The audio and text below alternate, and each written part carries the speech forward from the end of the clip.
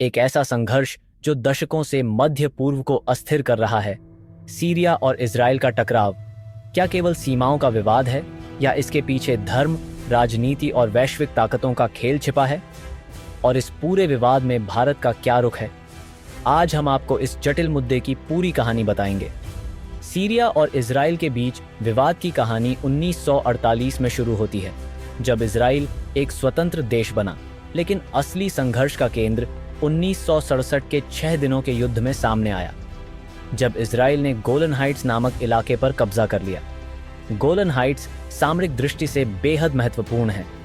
यह क्षेत्र न केवल प्राकृतिक संसाधनों से भरपूर है, बल्कि इसकी ऊंचाई से आसपास के इलाकों पर नजर रखी जा सकती है।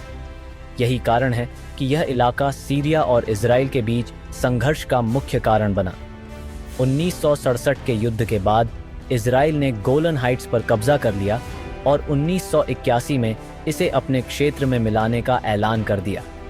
हालांकि इस कदम को अंतर्राष्ट्रीय स्तर पर मान्यता नहीं मिली। संयुक्त राष्ट्र ने इसे अवैध कब्जा घोषित किया और कई प्रस्ताव पास किए, लेकिन इजराइल ने इस क्षेत्र को छोड़ने से इनकार कर दिया।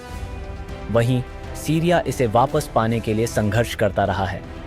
हाल ही में अमेरिका ने गोलन हाइट्स को इजराइल का हिस्सा मानने का ऐलान किया, जिससे विवाद और गहरा हो गया। सीरिया और इजराइल का यह संघर्ष केवल सीमाओं का विवाद नहीं है, इसके पीछे सांस्कृतिक, धार्मिक और राजनीतिक कारण भी हैं। गोलन हाइट्स पानी और खेती के लिए एक महत्वपूर्ण क्षेत्र है और इसे लेकर दोनों देशों के बीच संघर्ष ने लाखों लोगों की जिंदगी को प्रभावित किया है।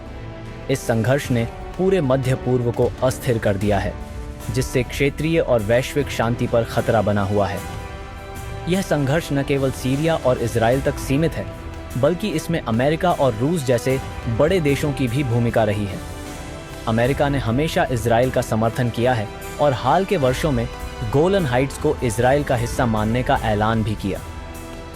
वहीं रूस ने सीरिया का समर्थन किया है, उसे सैन्य और कूटनीतिक सहायता प्रदान की है। संयुक्त राष्ट्र ने कई बार इस विवाद को सुलझाने की कोशिश की है, लेकिन इन प्रयासों का कोई ठोस परिणाम नहीं निकला है। भारत ने इस संघर्ष पर हमेशा संतुलित और तटस्थ रुख अपनाया है। भारत का मानना है कि विवादों को केवल बातचीत और कूटनीति के जरिए ही सुलझाया जा सकता है। भारत के सीरिया के साथ ऐतिहासिक और सांस्कृतिक संबंध रहे हैं। वहीं इजराइल के साथ हाल के दशकों में भारत ने रक्षा, कृषि और तकनीकी क्षेत्रों में मजबूत साझेदारी बनाई है। भारत ने हमेशा अंतर्राष्ट्रीय मंचों पर शांति का संदेश दिया है और इस विवाद में किसी भी पक्ष का खुला समर्थन नहीं किया है। भारत ने सीरिया को मानवीय सहायता प्रदान की है। सीरियाई गृह युद्ध के दौरान भारत ने दवाइयाँ, खाद्य सामग्री और अन्य राहत सामग्री भेजी। साथ ही भारत ने इजराइल के साथ अपने द्विपक्षीय संबंधों को मजबूत किया है। यह भारत की कूटनीतिक सफलता को दर्शाता है कि उसने दोनों देशों के साथ सकारात्मक संबंध बनाए रखे हैं। भारत ने बार बार यह संदेश दिया है कि युद्ध किसी समस्या का समाधान नहीं है। भारत ने संयुक्त राष्ट्र में इस बात पर जोर दिया है कि सीरिया और इजराइल के बीच विवाद को शांतिपूर्ण वार्ता और आपसी समझौते से सुलझाया जाना चाहिए। आज जब दुनिया संघर्षों और युद्धों से जूझ रही है, भारत का शांति का संदेश और भी प्रासंगिक हो जाता है। भारत का यह रुख दिखाता है कि वह न केवल एक तटस्थ देश है, बल्कि एक जिम्मेदार वैश्विक शक्ति भी है। सीरिया और इजराइल का यह संघर्ष हमें यह सिखाता है कि युद्ध और हिंसा केवल विनाश लाते हैं। भारत ने हमेशा शांति का पक्ष लिया है और अपने तटस्थ कूटनीतिक रुख से दुनिया को यह संदेश दिया है कि बातचीत से हर समस्या का हल निकाला जा सकता है। आशा है कि एक दिन यह क्षेत्र भी शांति और विकास की ओर बढ़ेगा और संघर्ष के बादलों को पीछे छोड़ सकेगा। भारत का शांति का संदेश दुनिया के लिए एक प्रेरणा है। आपकी राय क्या कहती है? हमें कमेंट में जरूर बताएं।